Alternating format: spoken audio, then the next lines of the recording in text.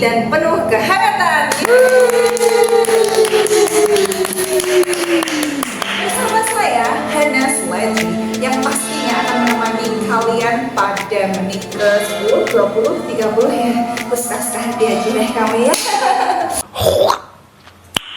Nice. Kali ini kita akan membahas hot issue yang terjadi di sekeliling kita. Setiap episode kita akan membahas fenomena-fenomena yang handal di lingkungan kita, seperti hot issue, permasalahan-permasalahan yang terjadi di kehidupan kita, dan seluruh aktivitas seru yang bisa kita lakukan bersama.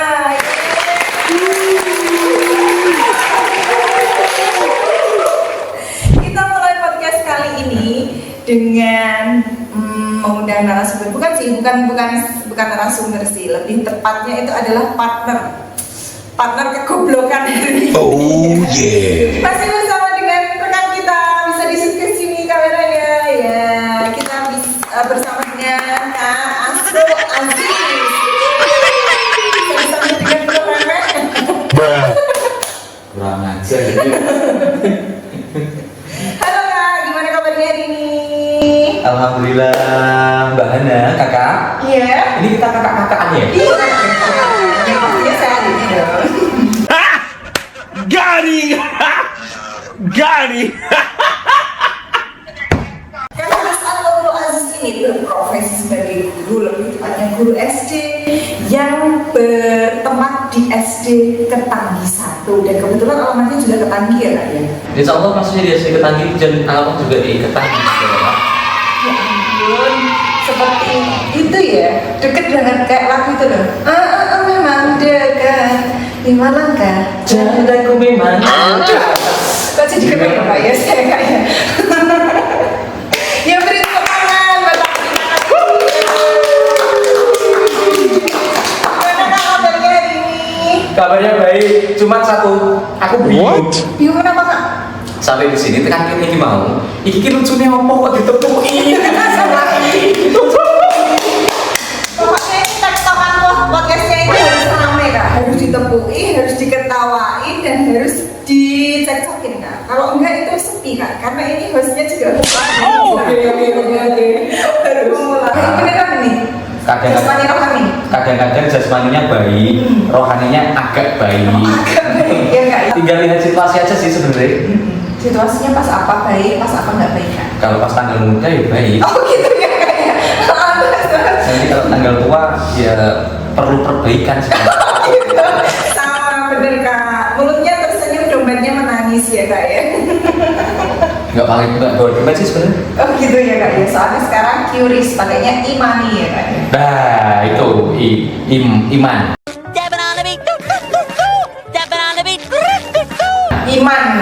Imannya harus kuat. Istri masih satu Kak?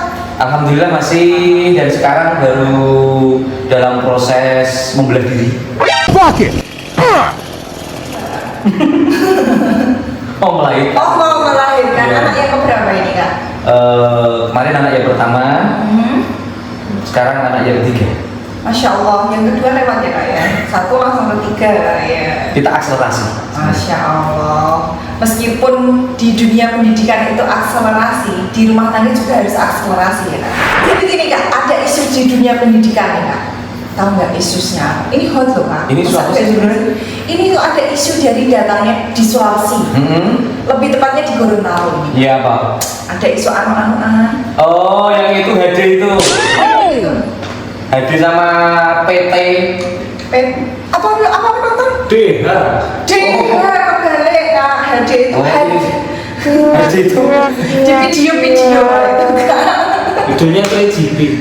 3GP Kak. Inisial AA kasus Asad.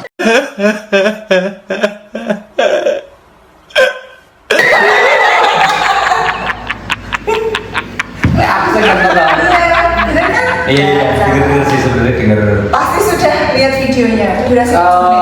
Kalau videonya kebetulan belum, cuman apa ya, klip-klip gitu, potongan-potongan yang ada di TikTok, ada di YouTube gitu. Dengar-dengar ini videonya sudah di-ban dari YouTube juga. Yuk, tadi saya nyari udah nggak ada Pak. Kemarin saya pas lihat itu baru yang durasi 1 menit. Padahal kan di artikel kan sudah jelas tuh 7 menit. Saya Di durasi yang 1 menit itu pas di tengah-tengah, pas di pembukaan atau di penutup? pas di intinya. Pasti intinya. Coba ya pas di intinya.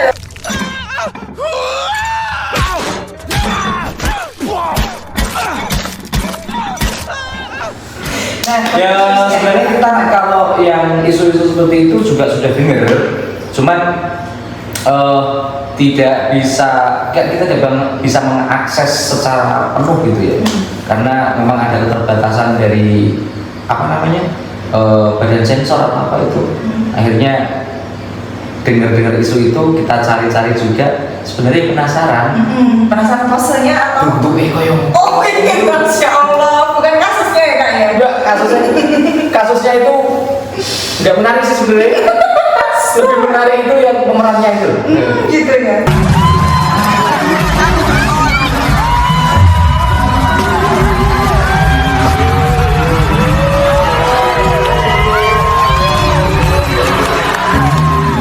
Karena kan dengar itu yang cowoknya kan umurnya 57 atau berapa ya? 57 tahun. Iya 57 tahun. Sedangkan si cewek itu kan cuma baru 16 tahun. Bisa.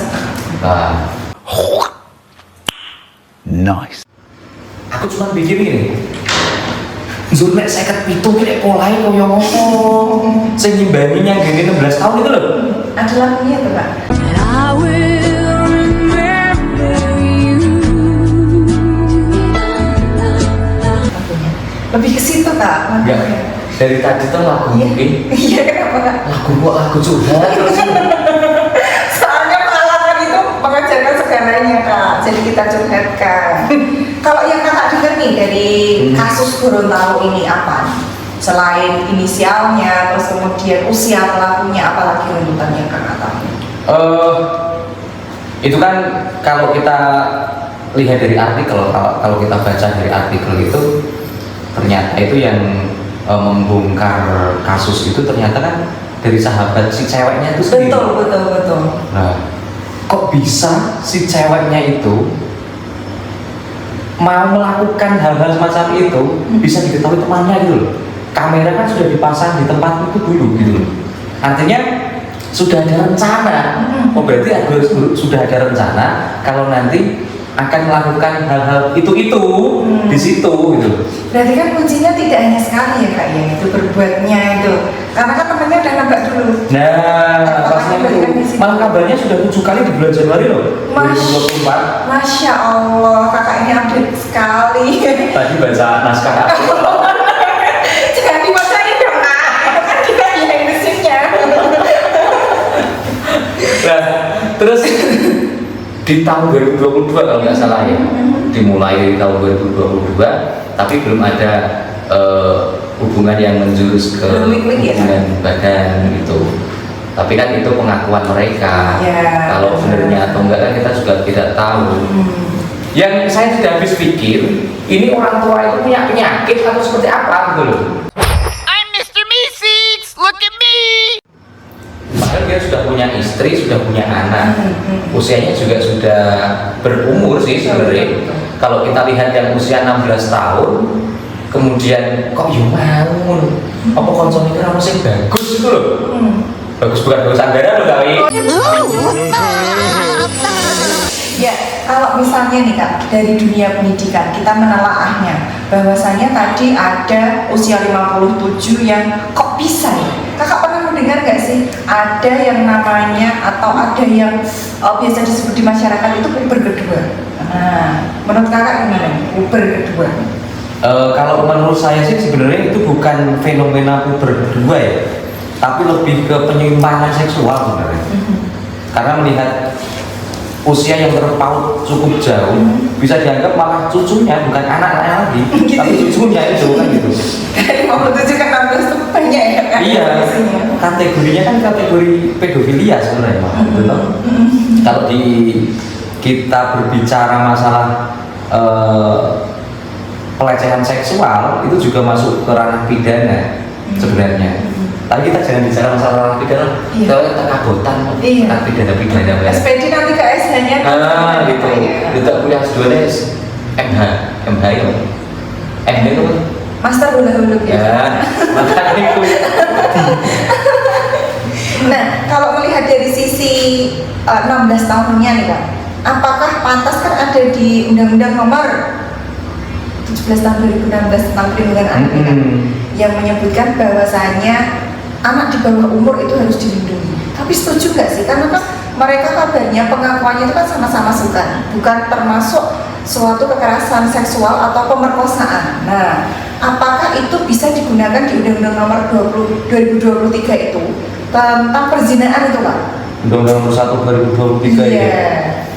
Kalau di Undang-Undang Nomor 1 2023 tentang perzinahan itu kan sebenarnya siapapun yang melakukan selama itu tidak memiliki hubungan suami istri secara resmi, ketika ada yang melaporkan, anggota keluarga yang melaporkan, itu akan kena. Dan di Undang-Undang Perlindungan Anak sendiri kan di situ sudah jelas bahwa anak itu harus dilindungi, bukan cara melindunginya kan seperti itu. Betul. Kalau itu bukan melindungi sebenarnya orang tua yang hadir tadi, itu bukannya melindungi, tapi memanfaatkan sesuatu yang ada.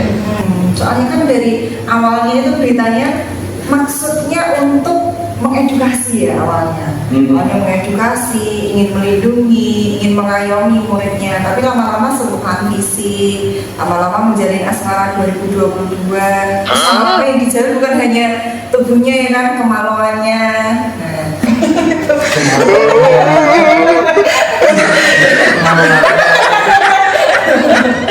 Kayak sebenarnya gurunya itu guru apa sih sebenarnya? Guru mata pelajaran apa? Nanti bisa ditampilkan di sini ya artikelnya, di sini loh. Oh iya. Oke.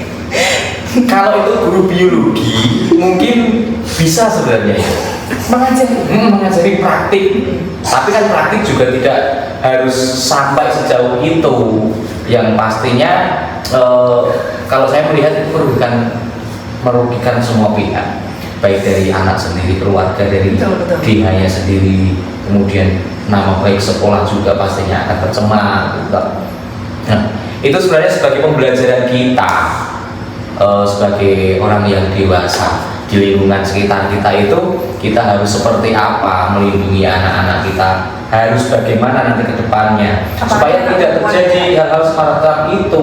Apalagi benar anak-anak perempuan kita itu rentan dengan masalah-masalah kekerasan seksual. Sebenarnya itu kalau menurut saya sih. Oke. Nah, itu kan kabarnya udah 7 kali ya untuk melakukan. Kok bisa nggak hamil ya Kak? Caranya gimana ya? Kamu anaknya berapa? Kakak anaknya berapa? Baru 1? Iya. Kok nggak bisa tambah-tambah ya? What are you doing in my swamp? Oh, itu tipsnya gampang Pak, nggak usah sontek aja. Kan kalau sapi sontek hamil, saya kan nggak sontek-sontek. Nggak ada yang nyontek Kak. Maksudnya? Jangan rumitnya 5 langkah gitu ya. Oke. Nah, mengulik tentang Kak As'ad Aziz nih di balik kasus yang tadi nih Kak. Kabarnya kakak itu juga seorang M-Sek yang terkenal ya. M-Sex? M-Sex ya, yang terkenal cetar bahannya gitu ya. Bagaimana seorang guru itu bisa menjadi M-Sek? About to beat my meat. About to beat my meat. About to beat my meat. Itu sebenarnya cuman isu sih Mbak. Oh isu ya, tapi kok live terus Kak TikToknya, mohon maaf. Yuk kita kan membranding diri kita. Oh gitu. Ben ketok payung. Oh gitu, sebenarnya enggak ya? Iya, muka-muka payung lah Mbak. Sebenarnya enggak. Karena itu adalah doa loh Nah, kan. makanya kita minta sama Allah Subhanahu wa Ta'ala, saudara-saudara, semoga nanti apa yang kita inginkan itu diridhoi oleh Allah Subhanahu wa Ta'ala. Nabi Muhammad.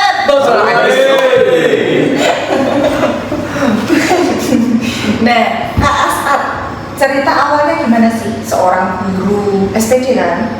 Ya, Nah, kok bisa ke M-Sek? A little longer than a few minutes later. Ini cerita dari awal mulanya itu, kita kan hidup di lingkungan masyarakat. Seorang guru itu ternyata sebelum saya tahu dulu masuk ke pendidikan, guru itu taunya yo mengajar nanti di sekolah, selesai pulang. Ternyata tidak seperti itu. Tidak sesimpel itu. Tidak seperti itu. Jadi yang namanya guru itu apalagi di wilayah pedesaan, di kampung seperti saya, itu dianggapnya seorang guru itu seorang intelektual. Jadi serba bisa, apapun harus bisa, termasuk kalau ada acara-acara di resepsi tetangga itu seringkali kita dipakai. Nah, tuntutan-tuntutan itu ketika kita dipakai oleh masyarakat untuk dimintai tolong, mereka taunya bisa, padahal kita kan juga manusia biasa yang penuh dosa. Masya Allah. Akhirnya, Masya Allah. Iya, kan saya kagum Kak. Itu adalah siraman kolbu hari ini. Akhirnya kita kan dituntut untuk belajar. Nah, dari berangkat dari situ kita belajar. Waktu itu kita belajar bahasa Jawa, pidato bahasa Jawa sama orang pasti ada narasumbernya, ada gurunya. Gitu. Karena kata para ulama itu kalau kita belajar itu sanatnya harus nyambung. Allahu Akbar. Nah, itu yang saya pegang teguh. Jadi kita belajar sama guru, kemudian nanti dites juga apakah sudah layak atau belum. Kalau sudah layak kita dilepas, kalau belum nanti tetap diarahkan kembali dari guru. Termasuk saya di pembelajaran waktu itu pidato bahasa Jawa. Akhirnya dipakai oleh tetangga-tetangga, masyarakat sekitar, kita dipakai untuk ngisi-ngisi acara resepsi. Mungkin berangkat dari itu, kemudian ada teman-teman yang tahu, oh akhirnya kita diundang ke sana.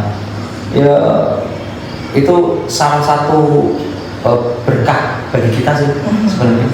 Walaupun sebenarnya saya tidak mengharap imbalan, tapi kalau kerja tidak ada imbalannya kan bisa harus undang, Mas, Mbak. Itu. When can I see you again? Tarif. Nanti bisa tarif. Kalau tarif nanti bisa menghubungi bendara. Ini bendara umumnya nanti. Oke. Yang penting kalau saya itu tidak menajar tarifnya berapa, tetapi patutnya piro gitu aja. Nek semenjak patut, dia patutnya piro. Berarti Kak As'ad ini sendiri kan juga merupakan public figure. Melihat fenomena dalam dunia pendidikan yang seperti itu, ada tindakan asusila kan seperti sudah wajar gitu ya sekarang tindakan asusila. Kalau dulu zaman saya tahun era 2000-an masuk sekolah, itu tuh fenomena asusila hanya dilakukan oleh sesama pelajar. Nah, sekarang kan fenomenanya sudah aneh-aneh nih. Ada kakek kepada cucunya, ada anak bertanya kepada bapaknya, terus kemudian ini guru dengan muridnya. Nah, apa pesan yang ingin disampaikan oleh Pak As'ad ini yang bergerak di dunia pendidikan dan juga public figure untuk generasi-generasi di bawah kita? Katanya kan ini generasi di bawah saya, generasi di bawah saya itu kan Gen Z ya Kak. Banyak sekali yang mengatakan bahwa Gen Z itu kurang dewasa, kurang matang. Apa yang perlu disampaikan? Kalau dikatakan public figure mungkin belum ya, public figure itu kan calon kepala desa juga. Masya Allah. Calon RT juga, calon RW juga. Masa calon public figure juga nyalon pikir-pikir. Nah, Pipit.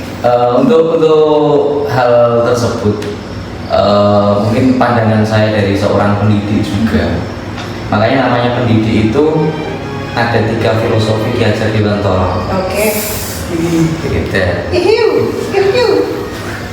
Ada filosofi Ki Hajar Dewantara ing ngarsa Tulodo, ing madya mangun karsa tuturi handayan. Ketika di depan ing ngarsa Tulodo itu ketika kita ada di depan, berarti kita harus bisa menjadi tauladan, bisa menjadi contoh bagi anak-anak didik kita. Termasuk kalau kita hubungkan dengan kasus yang tadi, itu kan salah satu guru yang tidak bisa memberikan contoh atau tauladan yang baik kepada anak didiknya. Gitu. Kemudian yang kedua, ing madya mangun karsa, ketika kita ada di tengah-tengah, kita harus menguatkan, bisa memberi motivasi kepada anak-anak didik kita. Termasuk ketika ada kasus seperti itu, anak didik kita yang lain itu kan juga akan merasa terancam dirinya, juga akan merasa terintimidasi dari kelakuan bapak gurunya tadi di lingkungan sekolah. Maka tugas dari pendidik yang lain itu memberikan motivasi, menguatkan anak-anak didik kita. Tutpuri handayani. Berarti kita harus mengikuti keinginan, potensi, minat, bakat anak-anak didik kita. Artinya ketika anak didik kita itu punya masalah, kita harus bisa menyelesaikan masalah itu agar anak itu nantinya bisa mengeksplor dirinya kembali supaya tidak masuk ke hal-hal yang tidak kita inginkan. Itu sih sebenarnya pandangan saya menurut teori Ki Hajar Dewantara. Sebagai pendidik, pandangan dari pendidik. Dan memang idealnya juga harus seperti itu sebenarnya, Mbak. Pendidik itu walaupun mungkin merokok, tapi jangan sampai kalau di sekolah itu merokok. Oh gitu ya. Rokok kewi loh. Siapa Mas? Boleh merokok tapi jangan di lingkungan sekolah. Karena ketika kita memberikan contoh kepada anak-anak kan melihat kita kan sebagai contoh teladan. Itu nanti anak-anak juga akan mengikuti. Nah, ya berikan contoh-contoh yang baik untuk anak-anak kita. Tuh. Nah terakhir nih Kak, hak-hak pendidik sekarang itu kan banyak sekali dibatasi oleh aturan-aturan pendidikan. Contohnya kalau zaman saya dulu guru SD itu melempar penghapus ke muka siswa itu adalah hal yang biasa. Itu hanya untuk bertujuan mendidik adab. Nah kalau sekarang kan kurikulum nggak boleh, harus memarahi murid juga nggak boleh. Kurikulum merdeka harus ikut kemauan anak. Nah pesan nih, pesan terhadap hak guru yang sekarang banyak sekali dibatasi apa?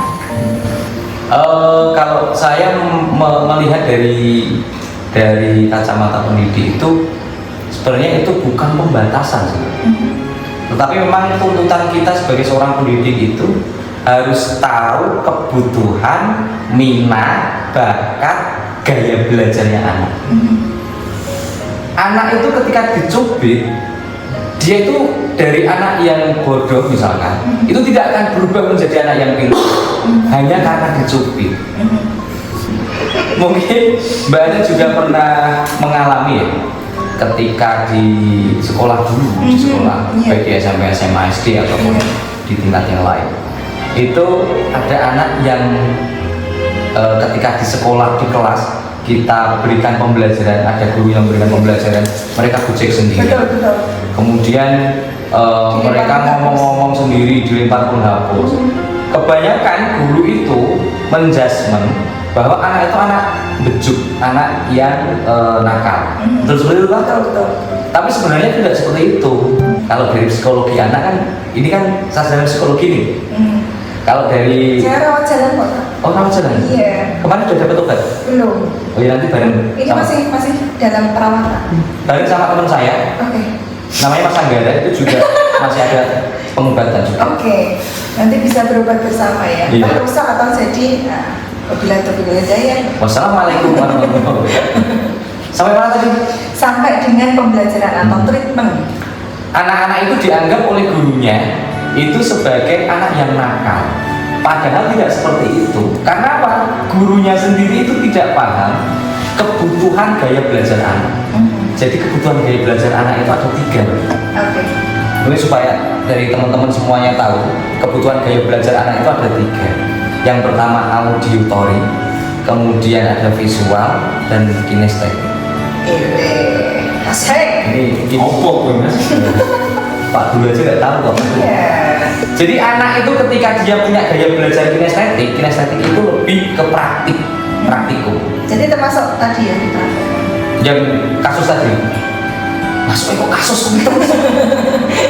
Serempetnya ke situ, kok di viral. Anak yang punya gaya belajar kinestetik itu ketika dipaksa untuk diberi gaya belajar visual, dia tidak akan memahami materi. Makanya cenderung anak itu akan gojek. Nah, anak-anak yang suka Gojek ini sebenarnya itu tidak terakomodir gaya belajarnya sebenarnya gitu.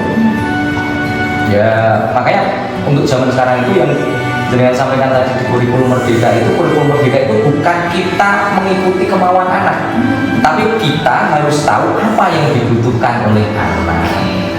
Itu makanya sebenarnya perlu sosialisasi sih sebenarnya kalau kurikulum merdeka banyak missnya. Nanti kalau sudah jadi ketua RT bisa disosialisasi. Insya Allah ketika saya nanti jadi ketua Karang Taruna akan saya programkan untuk kurikulum merdeka. Masih remaja kan? Iya. Oke. Ya, karena sudah waktunya 30 menit kita menemani pemirsa yang ada di rumah. Sebagai kata-kata closing, kata-kata hari ini dong. Walau wajahmu jelek, tapi hatimu baik, tetap wajahmu jelek. Absurd.